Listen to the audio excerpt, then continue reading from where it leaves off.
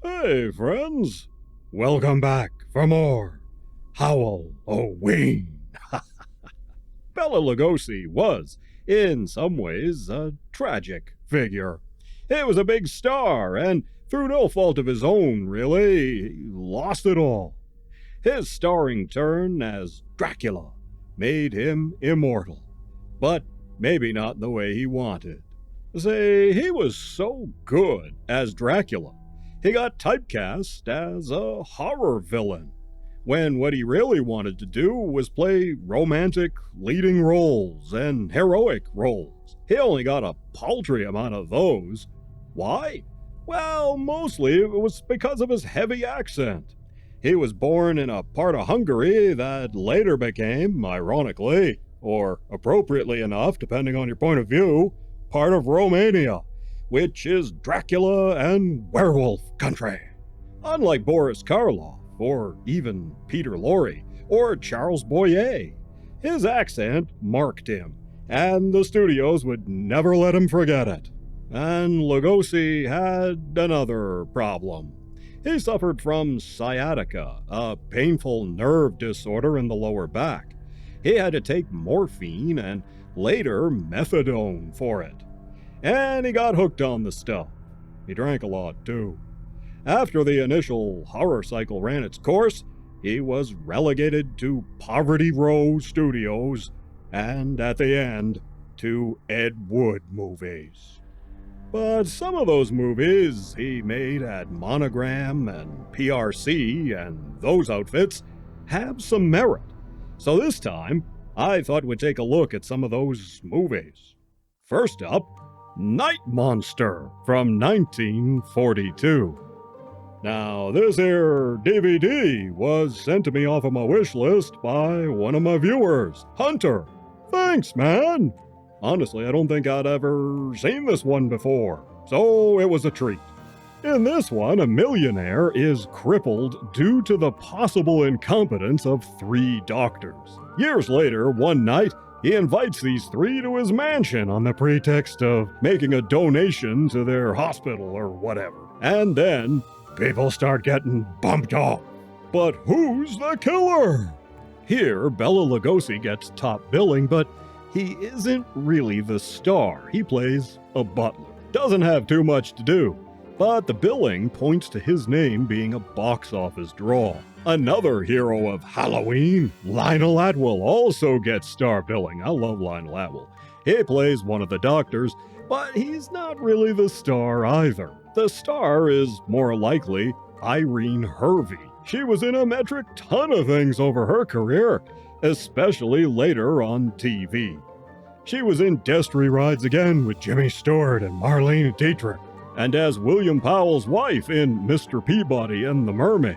On TV, she had a recurring role as Aunt Meg on Honey West. Her last role was in the Clint Eastwood film Play Misty for Me. This movie also has Ralph Morgan as the crippled millionaire. Now, if he looks and sounds familiar, it's not because of the huge number of credits he amassed over the years. No, it's because of his similarity to his younger brother, Frank Morgan, who you know as the Wizard of Oz. They really do look and sound alike. Fun fact, the Morgan family were distributors for Angostura bitters, an ingredient which is still used in cocktails today. We also have familiar character actor Leif Erikson in this as a womanizing chauffeur and handyman at the mansion. So this is more of a mystery movie and old dark house type. But there are a few horror elements. Lugosi doesn't feature very prominently, sadly, but it's an interesting film. There are even some bits recycled from The Wolfman. Now, how about this one? It's one of my favorites. The Devil Bat from 1940. Here, Lugosi goes into mad scientist mode.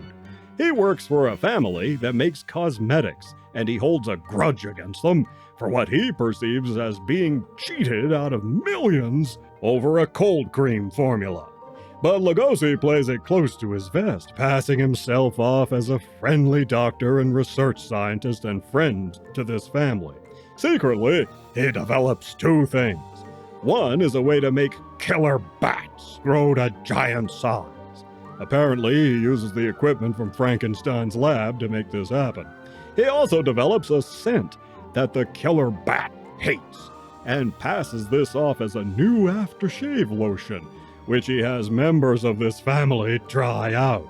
And then he sicks the killer bat on them. This thing is great. Now, Lugosi is the star in this, no doubt about it. Co-starring here was one of the hardest working guys on Poverty Row, Dave O'Brien. Here he's a reporter investigating the Devil Bat murders. He was a stuntman and did tons of stuff, including starring in the movie serial Captain Midnight, and a lot of westerns. Arguably, his most famous role was Ralph, a victim of dope addiction in the infamous anti-drug movie Reefer Madness.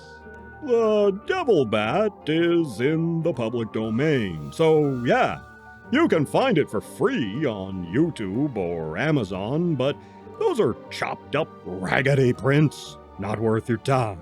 I love this restored version put out on Blu-ray by Kino Lorber. That's the one to get, definitely worth a watch. Finally, I have one more for you. Like the Devil Bat, this is one of my all-time favorite Bela Lugosi pictures, The Invisible Ghost from 1941. Now, in this one, Lugosi plays a kindly guy who, through no fault of his own, becomes a killer. He loved his wife, see, but she had an affair and took a powder and ran out on him, which kind of broke his brain. Every year on their anniversary, Lugosi longs for her return and puts on a sort of pantomime where he has dinner with her empty chair at the table. But it turns out the car she and her boyfriend were in crashed, and the boyfriend died. Lugosi's gamekeeper has kept the wife hidden away until she recovers, but she's gone batty. So he worries how Lugosi will react to discover her in that condition, so he doesn't tell him. She sneaks out from time to time, and when Lugosi sees her face at the window, he blanks out and kills someone. Nobody knows he's the killer, including himself. In our cast, we have Clarence Muse as the butler, and he's so good here. He most often played his characters with dignity, as opposed to the step-and-fetch-it type of black servants common at the time. I really like him in this. John Maguire has a dual role here as identical brothers. He appeared in The Sands of Iwo Jima and many uncredited roles. He usually played a cop or a detective, sometimes a soldier. And Betty Compson plays the batty bride. She got her start in vaudeville as a violinist, and then in the silent era she appeared in The Great Gabbo with Erich von Stroheim and The Docks of New York.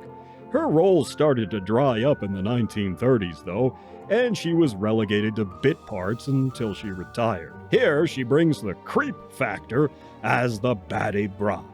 What I love about this picture is how Lugosi gets to show off a bit of his range here. He's a sympathetic villain. In fact, you could argue he's not a villain at all.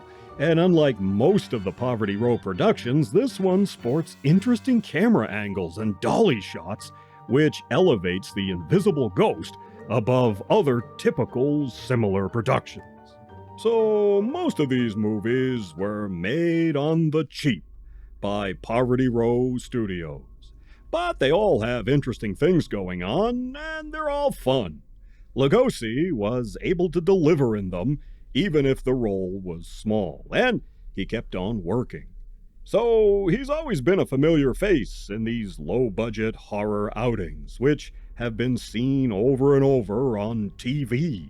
And since most of these movies fell into the public domain, you'd regularly find them on dollar bin videotapes and DVDs, making them widely accessible to people who had never seen them. When asked about it later in life, Lugosi said that Dracula was kind of a curse for him. It was Dracula that made Lugosi immortal. But immortality comes with a price, and Lugosi's downfall is testament to that. He left us with a long list of genre films to enjoy, even if he struggled a lot of the time in his career. All because of ill health and that one role he was identified by. It may have been his curse, yet still, Lugosi is always the yardstick by which all other Draculas must be judged. Long after you and I are gone and turned to dust, people will still remember Bela Lugosi played Dracula. You can see more Halloween videos there, and I'll be back with more as Halloween continues.